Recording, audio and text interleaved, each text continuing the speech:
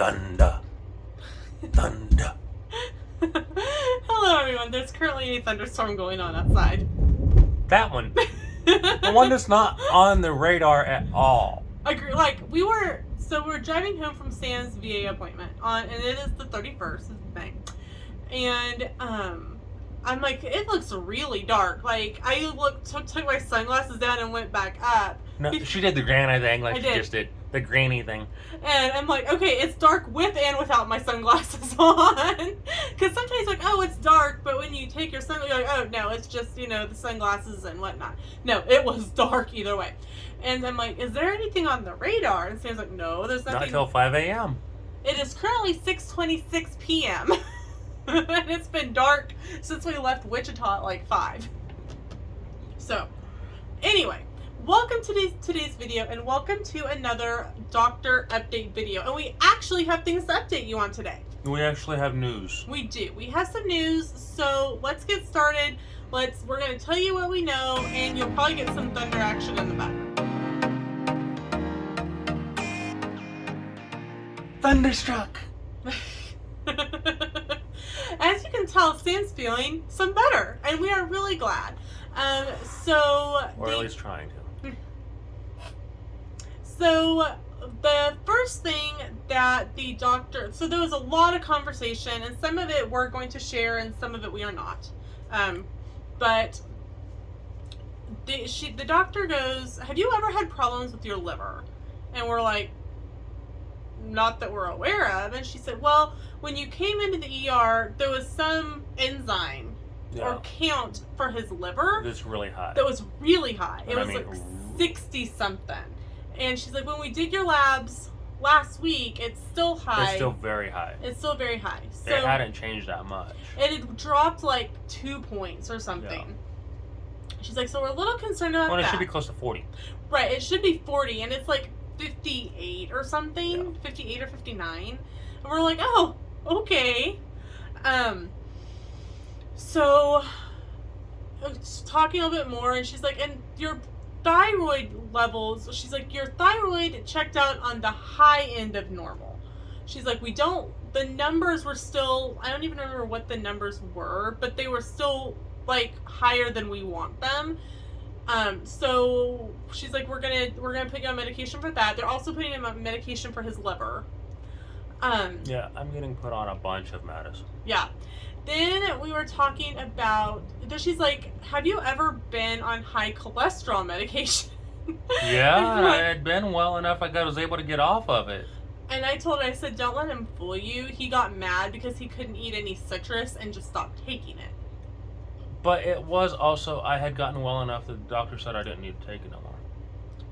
But she's like, well, your numbers are like in the 100 and something for cholesterol. Yeah, I'm doing great. And I'm like, oh, okay. She's like, so with medication and a few dietary changes, you'll be fine again. We're like, okay. Then she was like, but we're also concerned about your vitamin D levels. Now, vitamin D normal levels are, what'd she say, 50 or something? His number is 13. I'm like, what? I have great vitamin D. But she goes, do you work at a job where you're inside a majority of the day? And Sam's like, yeah, I'm at work at 5 a.m. and when I'm working, and I'm normally not out of there until at least 4 or 5 in the evening. And she's like, well, your vitamin D levels show it. So she's like, we're going to put you on some vitamin D as well. And so she is asking some other questions, and they did do a preliminary, they asked a lot of different questions about a lot of different things. Because this is primary care, this is his actual doctor, and we have an LPN. No. PA. We have a physician's assistant. She's super sweet, and she was really nice and really thorough. Mm-hmm. She went over all of your mom's medical history, what you know of your dad's medical history, and then grandparents and whatnot. They said that I'm not depressed. Yeah, we went through all the questions for depression.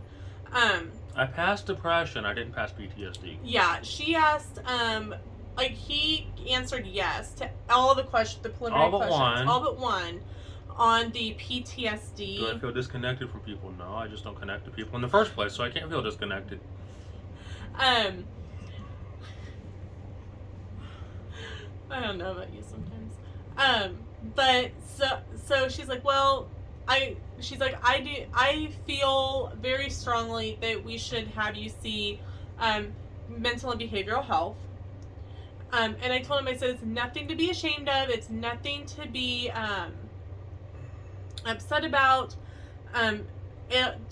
She's like, well, I can talk to you. And I'm like, I'm not a professional. I will listen, but I'm not a professional. So they should be contacting us to schedule that appointment in the next week or so. And there's somebody else is supposed to call us to schedule an appointment. Sorry, it's been a really long day. They're going to... They're going to call us for And then we're still waiting for PT and OT. Right. Oh, it's a neurology. So the neurology. Yeah, neurologist going to call as well. The neurologist that we saw in 2015 for his MS. Last time I actually did anything. I should be on meds. They wanted me on meds then. Is no longer part of the network of contracted neurologists through the VA. And our primary care is not sure if VA will cover it. So she was going to consult with neurology because there's 2 neurologists instead of just one. Yeah. There is one that could potentially see him. But if that neurologist is not available within 30 days, they can outsource it. They can outsource it, and then they can put that neurologist either on, since we've already seen that neurologist, we can either use that neurologist or they'll send us to one that potentially might have a sooner appointment. Yeah. So it's, again, just playing a waiting game now to see what appointment is where. So there was a diagnosed TIA that we had forgotten about. Yes. She's like, so tell me about this TIA. And we're both like, TIA? What? She's like, yeah, it looks like it was in 2015. And we both went, oh! Back in 2015, I got a phone call from the shop saying that Sam collapsed in the bathroom and they were taking him to the ER. And so I left work, went to the ER. We didn't do any testing here in Hillsborough. And I'm like, we'll just go tomorrow to the VA because then it's covered. So the VA has actually diagnosed him with a TIA, which is a mini stroke. We're like, yeah. Okay. So I've had a stroke that I didn't even know. Well, we knew about, sort of. But... We knew that something had happened, but we didn't know that it had actually been determined as a stroke. So we learned some stuff today. How are you feeling overall? My head's starting to hurt again. Which she said that is actually kind of normal with TIA patients that have had TIAs and MS, and she's like, that's migraines. Migraines will come up, and Sam knows how my migraines are, and so you're gonna have to get your own bottle of Excedrin migraine. Okay. I don't share that. Well, actually, I do. I take that back. I do share my Excedrin migraine, but Sam tries not to take it because inevitably I won't have any, and the stores will be closed, and I will need some. So that is kind of what we know as of this appointment. Like I said, yeah, my liver shot, my thyroid shot, my vitamin D doesn't exist. Oh gosh, I told my cholesterol. I need to not eat. So if you have some recipes or websites, excuse me, like I said. For people that aren't allowed to eat no more. I can't eat my deep fried Twinkies or fried breaded bread or... Something that we did know. We call us hush puppies. Good grief. We ate at a restaurant in McPherson, which is about 30 minutes away from us, called Neighbors Cafe. And I don't know where that video will come in retrospect of this video.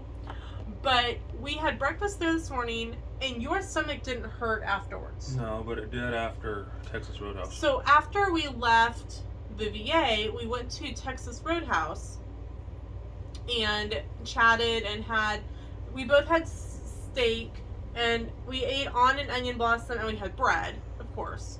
And on the way home, I had to get Tums for you because your stomach just started cramping. And so I said, well, it did that yesterday too when you had...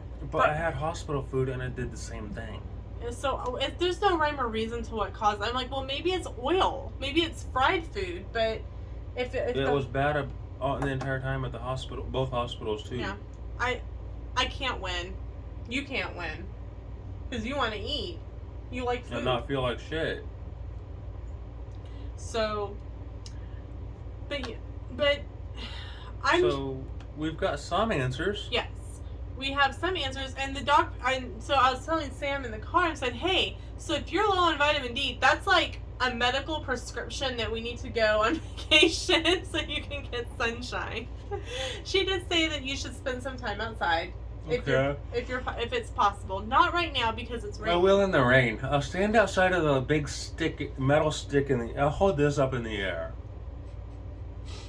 I'm re-questioning the answers you gave on that depression questionnaire. No. Y'all, everything was not depression.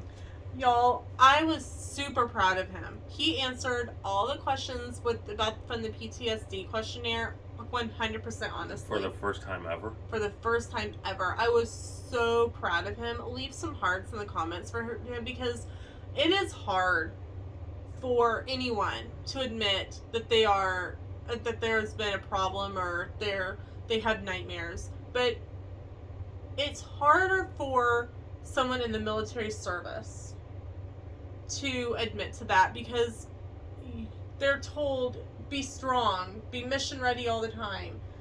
The emotions are kind of beat out of you somewhat. So it takes a lot for you to admit like something like that. Obviously, I will not be able to go into his appointments with him, but I will definitely be in the waiting room waiting on him. And I told him then, and I tell him again, I've told him now, it doesn't affect how much I love you. Because I think you're super strong. So, like I said, leave some hearts in the comments for Sam. So, that is what we know. And so, we're going to go ahead and end this video here. Thank you so much for watching, and we will see you in the next one. Bye.